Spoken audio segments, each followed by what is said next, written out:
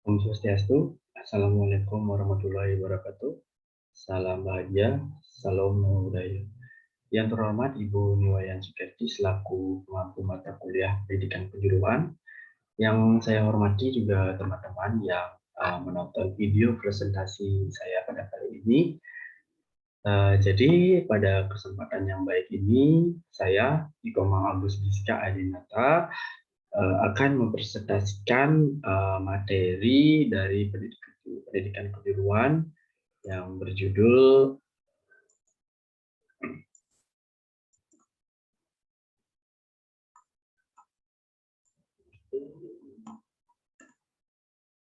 baik.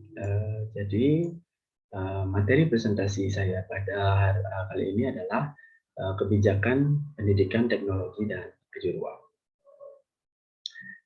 Baik, jadi table of contents atau isi dari presentasi saya pada kali ini adalah yang pertama yaitu introduction-nya, yang dimana nanti di sana saya akan menjelaskan latar belakang secara singkat dari materi saya ini. Terus yang kedua adalah pengertian kebijakan. Jadi di sana saya akan memberikan penjelasan singkat tentang kebijakan. Terus yang ketiga adalah kebijakan pendidikan. Jadi di sana saya akan menjelaskan apa sih itu kebijakan pendidikan. Terus yang keempat atau yang terakhir adalah arah kebijakan pendidikan, teknologi dan kejuruan. Jadi di sini saya akan menjelaskan mengenai arah dari kebijakan pendidikan dan teknologi kejuruan. Baik, kita lanjut saja untuk yang pertama yaitu introductions. Jadi pendidikan teknologi dan kejuruan dalam sistem pendidikan nasional dikelompokkan pada jenjang pendidikan menengah dan termasuk jenis pendidikan kejuruan. Untuk meningkatkan keterampilan dan keahlian sumber daya manusia, diperlukan perubahan kebijakan pada pendidikan kejuruan. Nah, jadi sebelum membahas lebih lanjut tentang kebijakan-kebijakan dalam pendidikan teknologi dan kejuruan, pengertian kebijakan sangat perlu untuk dipahami. Jadi pada kali ini saya akan menjelaskan sedikit tentang pengertian dari kebijakan. Jadi yang pertama, kebijakan secara etimologis berasal dari bahasa Inggris artinya policy, seperti itu. Jadi namun banyak orang berpandangan bahwa istilah kebijakan disejajarkan dengan kebijaksanaan atau wisdom. Istilah kebijakan umumnya diterapkan pada pemerintah, organisasi, dan kelompok sektor swasta, dan juga individu. Kebijakan berbeda dengan peraturan dan hukum. Jadi hukum dapat melaksanakan atau melarang suatu perilaku, misalnya suatu hukum yang mengharuskan pembayaran pajak atau pembayaran pajak penghasilan. Tetapi kebijakan hanya menjadi pedoman tindakan yang paling mungkin dilaksanakan untuk memperoleh hasil yang diinginkan. Nah, jadi yang pertama di sini adalah dalam Kamus Besar Indonesia, Kamus Besar Bahasa Indonesia, kebijakan diartikan sebagai rangkaian konsep dan asas yang menjadi garis besar dan dasar rencana dalam pelaksanaan suatu pekerjaan, kepemimpinan, dan cara bertindak. Pernyataan, cita-cita, tujuan, prinsip, dan garis pedoman untuk manajemen dalam usaha mencapai sasaran. Terus yang kedua dari Wikipedia 2013, kebijakan merupakan rangkaian konsep dan asas yang menjadi pedoman dan dasar rencana dalam pelaksanaan suatu pekerjaan, kepemimpinan, dan cara bertindak. Terus yang ketiga adalah dari James Ederson yang dikutip dari M. Irfan. Jadi menyatakan bahwa kebijakan adalah purposive course of action followed by an actor or set of actors in dealing with a problem or matter of concern. Yang dimana artinya serangkaian tindakan yang mempunyai tujuan tertentu yang diikuti dan dilaksanakan oleh seseorang pelaku atau sekelompok pelaku guna memecahkan suatu masalah tertentu.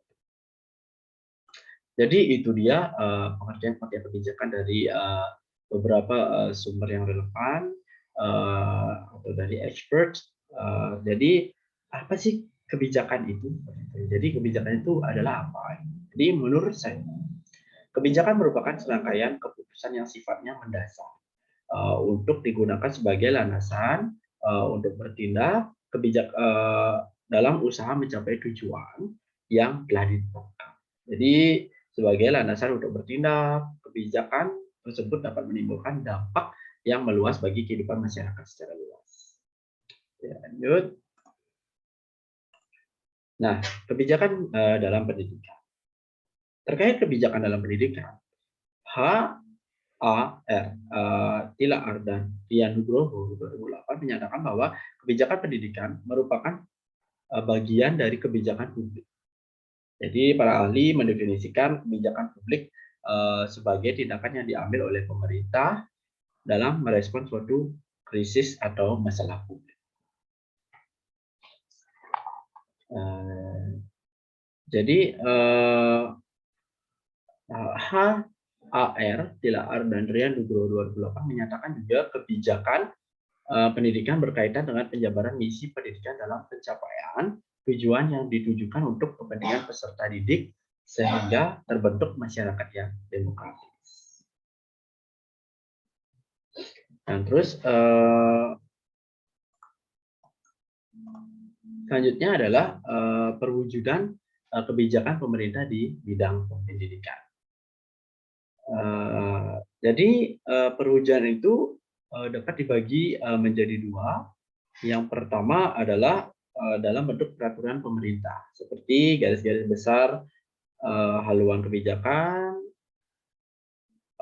Maksud saya garis-garis besar haluan negara, yaitu GBHM, terus ketetapan Majelis Permusyawaratan Rakyat atau MPR, terus undang-undang atau UU tentang pendidikan, terus peraturan pemerintah. Dan yang kedua adalah dalam bentuk sikap pemerintah, terutama dari Kementerian Pendidikan dan Kebudayaan, yang meliputi sikap formal yang dituangkan melalui surat keputusan Menteri SK atau Permen, surat keputusan gubernur atau bupati, dan sikap non formal seperti komentar, pernyataan, atau anjuran tentang segala hal yang berkaitan dengan pendidikan nasional.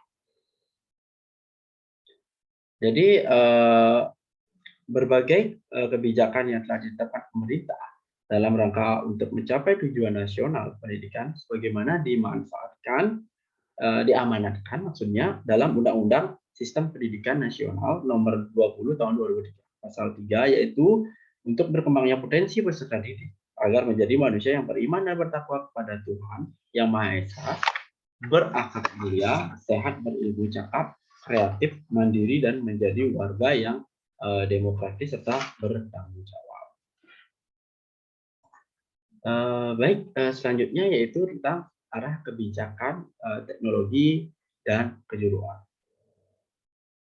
Jadi Undang-Undang Sistem Pendidikan Nasional Nomor 20 Tahun 2003 Pasal 15 dinyatakan bahwa pendidikan menengah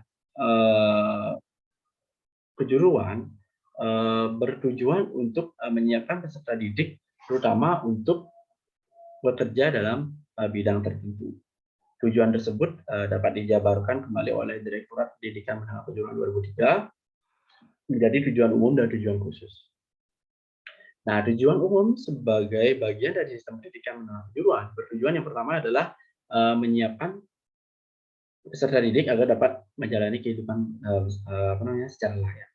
Terus yang kedua adalah meningkatkan keimanan dan ketakwaan peserta didik. Terus yang ketiga adalah menyiapkan peserta didik agar menjadi warga negara yang mandiri dan bertanggung jawab. Terus yang keempat adalah menyiapkan peserta didik agar memahami dan menghargai keanekaragaman budaya bangsa Indonesia. Terus yang kelima adalah menyiapkan peserta didik agar menerapkan dan memelihara hidup sehat, memiliki wawasan lingkungan, pengetahuan, dan sebagainya. Nah, selanjutnya adalah yang kedua adalah tujuan khusus. Jadi tujuan khusus untuk SMK yaitu menyiapkan peserta didik agar dapat bekerja baik secara mandiri atau mengisi lapangan pekerjaan yang ada di dunia usaha dan industri sebagai tenaga kerja tingkat menengah sesuai dengan bidang dan program keahlian yang mereka minati. Terus yang kedua adalah membekali peserta didik agar mampu memilih karir, ulet dan gigih dalam berkompetensi, dan mampu mengembangkan sikap profesional dalam bidang keahlian yang diminati dan Yang ketiga adalah membekali peserta didik dengan ilmu pengetahuan dan ilmu teknologi atau iptek agar mampu mengembangkan diri sendiri melalui jenjang pendidikan yang lebih tinggi. Oke, jadi tujuan SMK seperti penjelasannya tadi dapat dipahami bahwa SMK sebagai sistem pendidikan nasional diarahkan untuk mengutamakan dalam persiapan peserta didik untuk mampu memilih karir, memasuki lapangan kerja, berkompetensi, dan mengembangkan dirinya dengan sukses di lapangan kerja yang cepat berubah dan berkembang. Nah, jadi di sini berbagai upaya juga telah dilakukan pemerintah untuk mencapai tujuan tersebut melalui kebijakan sebagaimana disampaikan oleh Wardiman Jojonegoro 1997 memperkenalkan kebijakan baru untuk pengembangan pendidikan. Untuk pembangunan pendidikan. Jadi yang pertama adalah disebut dengan link and match. Jadi link and match ini mengimplikasikan wawasan sumber daya manusia, wawasan masa depan, wawasan mutu dan wawasan keunggulan, wawasan profesionalisme, wawasan nilai tambah, dan wawasan ekonomi dalam penyelenggaraan pendidikan, khususnya pendidikan kejuruan.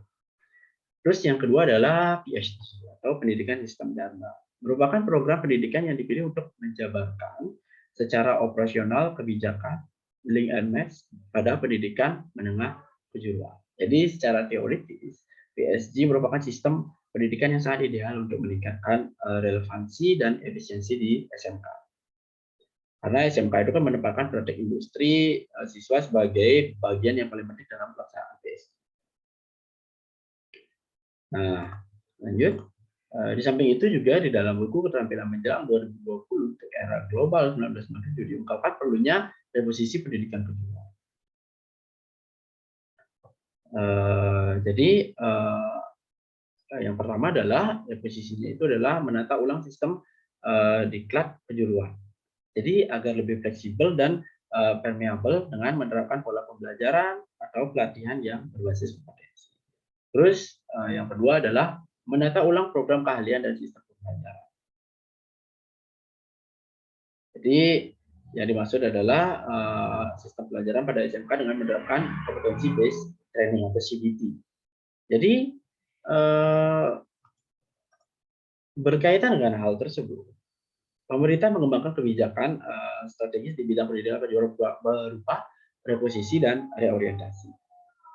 Jadi ada 6 di sini pengembangan kebijakan strategis itu. Yang pertama adalah re-engineering, yaitu proses penataan, perencanaan dan implementasi pendidikan menengah kejuruan melalui analisis dan pengkajian potensi wilayah sebagai langkah penyesuaian bidang atau program keahlian yang diselenggarakan oleh SMK sesuai dengan kondisi dan kebutuhan wilayah.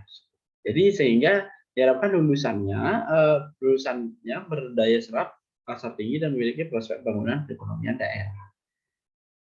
Terus yang kedua adalah pengembangan SMK sebagai regional center. Jadi maksudnya di sini adalah suatu proses pembinaan, pengembangan dan pemberdayaan SMK yang berbasis wilayah dan masyarakat dengan memanfaatkan seluruh peluang dan potensi yang dimiliki melalui kerjasama kelembagaan antara SMK dan lembaga pendidik dan pelatihan lain yang diarahkan untuk meningkatkan kualitas SDM dan memberikan keterampilan dalam bentuk kompetensi kejuruan di SMK bagi tamatan atau drop out pendidikan dasar dan menengah yang akan memasuki pasar kerja maupun bagi peningkatan kualitas guru. Nah, terus yang ketiga adalah kurikulum berbasis kompetensi. Jadi kurikulum yang didasarkan pada pendekatan kompetensi based learning, life skill, academic, scientific, broad based curriculum, dan production based training. Terus yang keempat adalah pengujian dan sertifikasi guru. Jadi pembentukan lembaga sertifikasi profesi atau LSP yang independen yang berperan dalam pengembangan akreditasi, lembaga dan program pendidikan, dan pelatihan kejuruan serta pengembangan standarisasi kompetensi tenaga kerja. Terus yang kelima adalah pengembangan Information Communication Technology atau ICT yang merupakan media pendidikan dan pelatihan berbasis teknologi informasi dan komunikasi yang diharapkan menjadi platform sistem informasi manajemen pendidikan kota atau kabupaten. serta menjadi pusat data dan informasi pendidikan kabupaten atau kota. Terus yang terakhir adalah SMK nasional dan internasional. Jadi yaitu untuk mendorong kualitas SMK menuju SMK berstandar nasional atau internasional termasuk. Yang pembinaan dan pengembangannya diarahkan melalui kriteria yang ditetapkan baik secara kualitas maupun kuantitas sesuai dengan profil SMK nasional. Baik, itu saja materi yang dapat saya presentasikan pada kesempatan yang baik ini. Jadi sebagai penutup, mohon maaf jika ada salah-salah kata dan jika ada kekurangan juga. Oh, dan tidak lupa juga semua materi yang saya presentasikan pada kesempatan ini referensinya itu saya cari di internet, baik itu dari artikel maupun jurnal-jurnal yang sudah relevan. Baik, untuk mengakhiri presentasi saya pada kali ini, saya tutup dengan Om Santi Santi Santi Om. Assalamualaikum warahmatullahi wabarakatuh. Salam sejahtera, salam nama budaya. Terima kasih.